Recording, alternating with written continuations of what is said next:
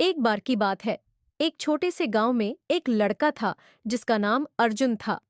अर्जुन को किताबों से बहुत प्यार था, लेकिन उसके पास पढ़ने के लिए केवल पुरानी और साधारण किताबें थीं। एक दिन जब वह गांव के एक पुराने पुस्तकालय में गया, तो उसे एक बहुत पुरानी किताब मिली। किताब का रंग फीका था और उस पर सोने की आकृतियां बनी थीं। जब अर्जुन ने किताब खोली, तो उसे उसमें एक जादुई मानचित्र मिला। मानचित्र पर एक सुनहरे खजाने का स्थान दर्शाया गया था। अर्जुन की आंखों में चमक आ गई। उसने ठान लिया कि वह उस खजाने को ढूंढेगा। अर्जुन ने उस किताब को अपने साथ लिया और मानचित्र के अनुसार यात्रा शुरू की। रास्ते में उसे कई बाधाओं का सामना करना पड़ा। खतरनाक जंगल, ऊंचे पहाड़ और अंधेरी गुफाएं। लेकिन हर बार जब उसे मुश्किल होती, तो किताब की पन्नों में से एक जादुई शक्ति उसे मदद करती। कभी उसे एक परिंदा मिलता जो उसे सही रास्ता दिखाता, तो कभी एक जादुई पौधा जो उसे ताकत देता।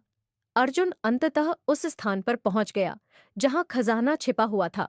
वहां उसने एक पुरानी तिजोरी देखी। तिजोरी को खोलने के लिए उसे एक पहेली हल करनी थी जो किताब में लिखी थी। उसने अपनी समझदारी और अनुभव से पहेली को हल किया और तिजोरी खुल गई। तिजोरी के अंदर चमकदार सोने के सिक्के, कीमती रत्न और अनमोल वस्तुएं थीं।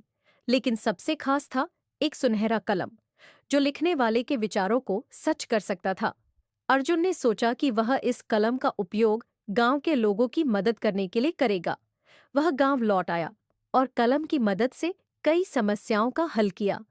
गांव के लोगों ने उसकी बहादुरी और समझदारी की सराहना की। अर्जुन ने सीखा कि असली खजाना केवल सोना और रत्न नहीं, बल्कि दूसरों की मदद करना और ज्ञान बांटना है। इस प्रकार अर्जुन ने अपनी जादुई किताब के साथ मिलकर एक नई कहानी लिखी। एक ऐसी कहानी जो हमेशा लोगों के दिलों में जिंदा रहेगी। कहानी की सीख।